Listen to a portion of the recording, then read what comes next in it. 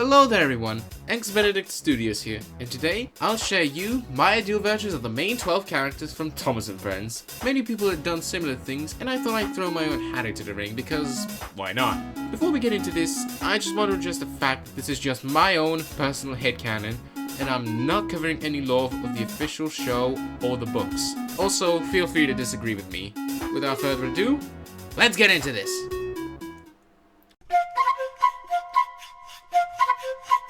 I didn't change much with Thomas.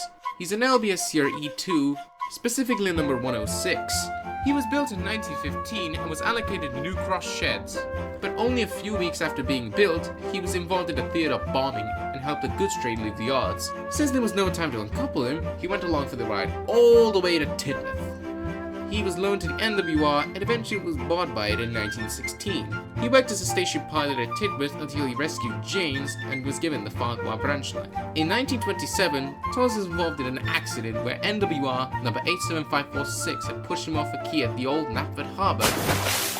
Thankfully, he landed in a shallow part of it, so he didn't sink. It took nearly 12 hours, however, to rescue the stranded tank engine. After the incident, he was sent away to the works to be rebuilt with a flat rear running board. And also 87546 got exiled from the island. Good riddance, I say. In 1940, he, along with the other engines, were painted into a wartime black livery, and they remained in this until 1945. In 1960, after crashing into the station master's house, he was rebuilt with a flat running board, and after this, story goes the same as in the books.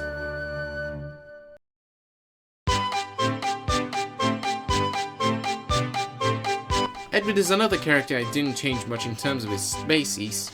He's a Furness Railway K2, specifically number 36, and worked express trains along the Furness Railway, passing through Barrow, where he met many of the Solar and mainland edges with mixed results. In 1913, he was fitted with a superheated boiler, and shortly after gaining it, he was loaned to the North Western Railway in 1914 and was eventually purchased by it in 1918. When he was bought, he underwent a pretty drastic rebuild where he was modified with parts of a withdrawn Midland Railway 700 class, a custom-built cab, and was given a Fowler tender. He handled the Wild Nor'Wester until Henry was brought on in 1922. Unfortunately, due to his poor steaming, the Blue engine was kept under service until Gordon took over in 1924, after which he was demoted to being a mixed traffic engine, which he didn't mind at all. By 1925, bigger and stronger engines had arrived, and because of this, Edward was left in the sheds until a sympathetic crew brought him out. After his day out and proving he still had some soul left in him, he was reassigned to the Brenda branch line, where he still works to this day. And I have nothing much to say about that. His story goes the same as in the books. He rescued Trevor, he pulled his train home on a single axle, you name it.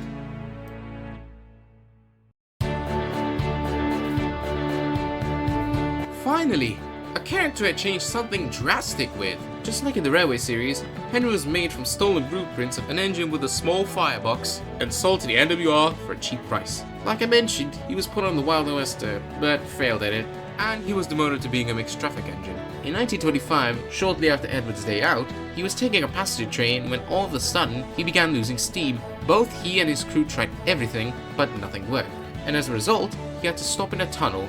Mr. Oliver Isaac, the director at the time, was on board the train and finally had enough of the green engine's steaming problems. The coaches were taken away by another engine, and he ordered that Henry would be walled up in the tunnel.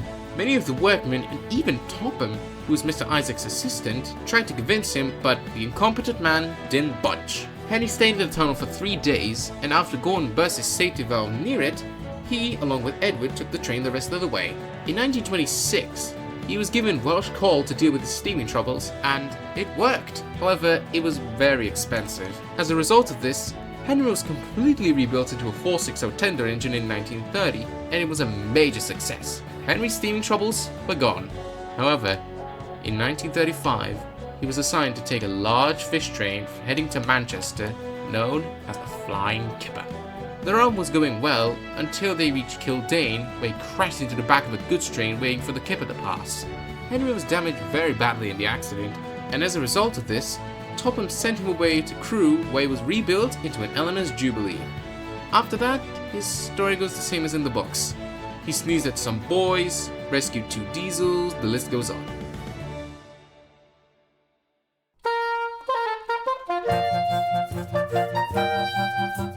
Gordon is another character that I didn't change a whole lot. It honestly feels like a broken record at this point.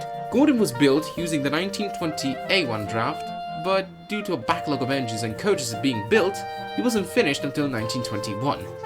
Gordon was trialed on the GNR, where he was deemed a major success. However, his valve gear gave him a lot of trouble, so because of this, another prototype was built, GNR number 1470, Great Northern. Gordon worked on the GNR and later the LNER until he was withdrawn in 1924 for being non-standard. However, instead of scrapping him, he was sold to the NWR at a nominal sum. Like I said before, Gordon was placed on the Wild Nor'Wester after arriving on Sodal, and he was a major success with the passengers, and the service improved tremendously, but his first few weeks weren't without issues. A few days after he was acquired, he stalled on the steepest hill on the island. At first, the engine started calling it Gordon's Hill as a joke, but in 1933 it was made official, and as you can imagine, he wasn't really happy about this. In March of 1939, he was sent to Doncaster Works, where he was rebuilt into an A1 and was sent back to Sodor in May of that year. However, a few months later, World War II broke out, and in 1940, during the bombing of Barrow, he managed to save 2 engines from a bomb that was about to hit the station. Who were they? Well, I think you can figure it out. As a reward for this, he was given a Stania tender by the LMS, which he would keep because when he saved those 2 engines, his old GNR tender got damaged very badly in the explosion.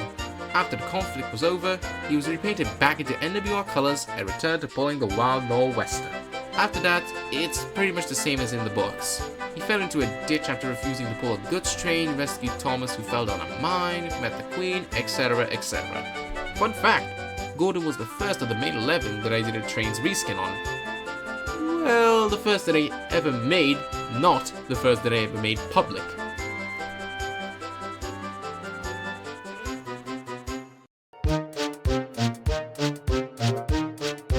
James is another character that I didn't change much. Wow, how surprising! The only change really worth mentioning is that he's an actual LNYR Class 28, and he was rebuilt into a 260 after his infamous incident with the trucks.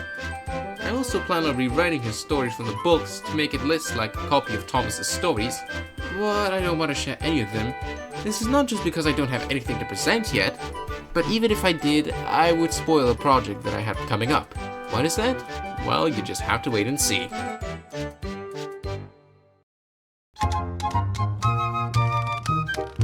Percy was built in 1917 by the Avonside Engine Company for a sugar plantation in Hungary, but the order was cancelled at the last minute, so they put him on trial at a coal mine in Scotland. But they weren't satisfied with him, so he was sent back. Over the years, he bounced around many owners across the country, said owners modified him over the years. In 1924, he was sold to a quarry in Scotland, but just 2 years after he arrived, a rock slide caused it to close its operations. The majority of the engines, along with Percy, was sent to a workshop in England. At said workshop, the little green engine was bought by the Fat Director and became the railway's number 6. After that, story goes the same as in the books.